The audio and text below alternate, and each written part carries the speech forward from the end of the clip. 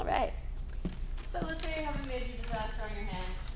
A major disaster in my book is where more than 50% of the people in the room don't get it or feel like they don't get it. Secondarily, also if they don't feel like they get any part of it, like there's this whole big sequence and they feel confused about all of it. Or if they're getting upset, frustrated, nervous, angry, anxious, any combination of those three things, then I feel like I have much more of a major disaster. In that case, it's important to change your tone and focus. So let's say I was teaching a step, I had them doing it with a partner the whole time. They were doing some sort of partner thing, and I get confused. I might say, okay, let's take a break. Everyone come to the mirror. We're going to do this other step. And I would start, again, from the beginning. So restart from fresh. And have them do the step in a totally different way, without a partner. And then after you've built up the step, take it back and put it with a partner again. And they'll be a lot less confused than if you just kept pounding away in the same way. Or for example, let's say you were doing a step real fast with the music in like a cardio class. Maybe if they're getting confused, turn the music off and do it once slower and then restart. Or vice versa, if you were doing it slowly and without the music, maybe turn the music on and do a simple version with the music. Anything to change the tone and the focus. That'll help them sort of start over and leave their frustration at the door. If you messed up, make sure that you clearly tell them that you messed up and that you're going to change something. Sometimes if teachers aren't specific about the fact that they're going to change something, students get confused because they keep trying to do it the old way while you're doing it a new way. So let's say I was doing some shoulder thing and then side to side. And then the second time I wanted to change it, oh, I'm going to use this foot instead of that foot. I have to say to the class, I goofed up, or I lied, or oh, I'm going to change the way we're doing that. It's going to go this way instead. After the shoulder roll, I want you to use your left foot. Be very specific about what's changing and the fact that you goofed up. A lot of the time, actually, students love to hear that you made a mistake. It makes you seem more human. It makes their mistakes seem more acceptable. So don't be scared to admit that.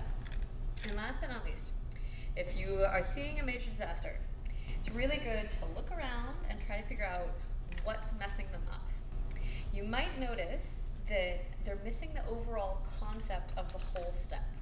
So maybe the step starts facing this way, and then there's some sort of turning action, and then something else. And they're missing the overall concept, and they're getting stuck facing the wrong way or something. You might want to go over a sort of conceptual overview, and to help them put all the pieces together. If they get a conceptual overview, oh, I do this, and then we turn all the way around, and then I do that, that'll help them to put the pieces together better. Or possibly, when you're looking around, you might say that the problem is the coordination, that they could do one part of it, and they could do a different part of it, but doing those different parts together in their body is challenging, and coordination is hard. So in that case, you might want to do more exercises of coordinating the pieces. Or if they haven't had time to practice the pieces individually, maybe do the individual pieces, the feet, and then do the individual pieces, the upper body, and then put them together, and it'll fix the coordination problems. Last but not least, you might notice that the hard part is not the pieces, but putting all the pieces in a row, so they're having issues with the transitions. You'll notice this particularly if you ask them to do one part and they can do it, ask them another part and they can do it, but they can't do the whole thing, then you want to particularly work on the transition. How do you get from step A into step B? Do you go this way or that way? Work on the transition from A to B, and then do AB. Work on the transition from BC, and then do ABC. Work on the transition from CD, and then do ABCD, like 10 times each of those all the way through. Hopefully, if you can ascertain what the hard part is and start directly with that, you can fix what's really bugging them instead of just going over every part of the step again.